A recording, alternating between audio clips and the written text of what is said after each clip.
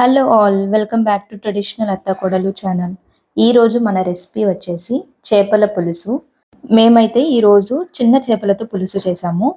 ఈ చేపల్ని మొయ్య పిల్లలు అని కూడా అంటారు. ఈ ఫిష్ వల్ల మనకి చాలా యూజెస్ ఉన్నాయి. లైక్ ఫీడింగ్ మామీస్కి మిల్క్ ప్రొడక్షన్ చాలా బాగుంటుంది ఈ ఫిషెస్ వల్ల అంటారు.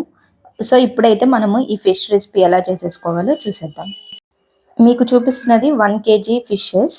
వీటిని ఫస్ట్ నీట్గా వాష్ చేసుకొని 1 స్పూన్ రాక్ సాల్ట్, కొంచెం పసుపు, 2 స్పూన్స్ కారం, 1 స్పూన్ ఆయిల్ అండ్ 1 స్పూన్ అల్లం వెల్లుల్లి పేస్ట్ వేసుకొని బాగా మిక్స్ చేసుకొని ఒక 1 అవర్ మ్యారినేట్ చేసి పెట్టుకోవాలి. ఫిషెస్కి ఉప్పు కారం బాగా పడుతుంది. అండ్ ఒక పెద్ద నిమ్మకాయ సైజ్ అంతా చింతపండుని తీసుకొని ఫస్ట్ ఒక 2 టైమ్స్ వాష్ చేసుకొని వాటర్ వేసుకొని పెట్టుకోవాలి. చింతపండు పులుసుని మనం చిక్కగా చేసుకోవాలి. ఎక్కువ వాటర్ వేసేసి ముందే పల్చగా చేసుకోకూడదు. ఫిష్ కర్రీకి కావాల్సిన ఐటమ్స్ వచ్చేసి 1 బిగ్ ఆనియన్, కరివేపాకు, 1 టొమాటో అండ్ 5 to 6 పచ్చిమిర్చి. ఫస్ట్ కడాయిలో 2 స్పూన్స్ ఆయిల్ వేసుకొని 1.5 స్పూన్ మెంతులు వేసుకోవాలి. మెంతుల్ని బాగా వేయించుకోవాలి, లేదంటే చేదు వచ్చేస్తుంది. మెంతులు వేగకపోయినా లేదంటే ఎక్కువగా మాడిపోయినా కూడా చేదు వస్తుంది. సో కరెక్ట్గా వేయించుకోవాలి. ఇప్పుడు ముందుగా కట్ చేసి పెట్టుకున్న మిర్చి అండ్ ఆనియన్స్ వేసుకొని దోరగా వేయించుకోవాలి. ఆనియన్స్ లైట్గా వేగాక కరివేపాకు కూడా వేసుకొని ఆనియన్స్ ట్రాన్స్పరెంట్గా అయ్యాక 1 స్పూన్ అల్లం వెల్లుల్లి పేస్ట్ కూడా వేసుకొని అల్లం వెల్లుల్లి పేస్ట్ పచ్చివాసన పోయే వరకు బాగా ఫ్రై చేసుకోవాలి. ఇప్పుడు కట్ చేసుకున్న టొమాటోస్ కూడా వేసుకొని ఫ్రై చేసుకోవాలి. మేమైతే దీంట్లో వంకాయ కూడా వేసుకుంటున్నాము. చాలా టేస్ట్గా ఉంటుంది. మీరు కూడా ట్రై చేసి చూడండి. వంకాయ కరునెక్కకుండా ఉండడం కోసం ముందే సాల్ట్ అండ్ కారం కూడా వేసుకుంటున్నాము.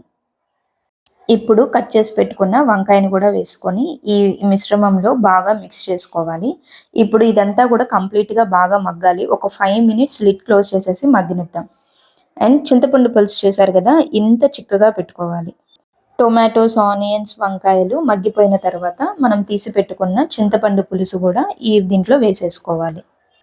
ఒక 7 minutes తర్వాత చింతపండు పులుసు బాగా మరుగుతుంది. ఆ టైంలో మీరు ఒక 1/2 inch బెల్లం ముక్కని పొడి చేసుకొని దీంట్లో వేసుకోండి. దీనివల్ల మనకి ఏమవుతుందంటే పులుసు పుల్లగా ఉండకుండా కొంచెం డిఫరెంట్ టేస్ట్ వస్తుంది. టేస్ట్ అయితే చాలా బాగుంటుంది. ఒకసారి ట్రై చేసి చూడండి.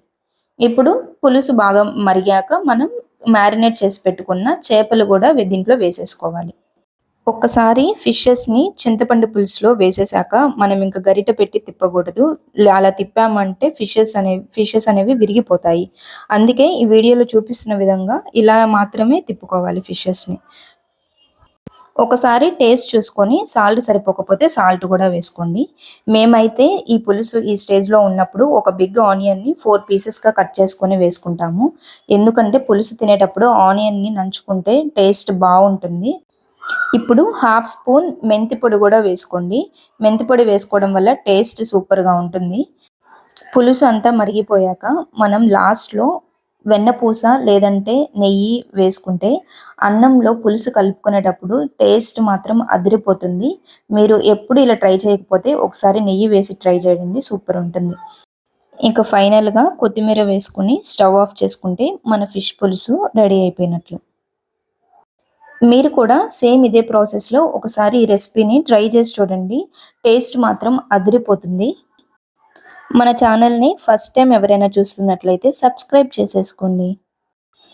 మళ్ళీ వచ్చే నెక్స్ట్ వ్లాగ్లో కలుసుకుందాం. అంతవరకు బాయ్ బాయ్.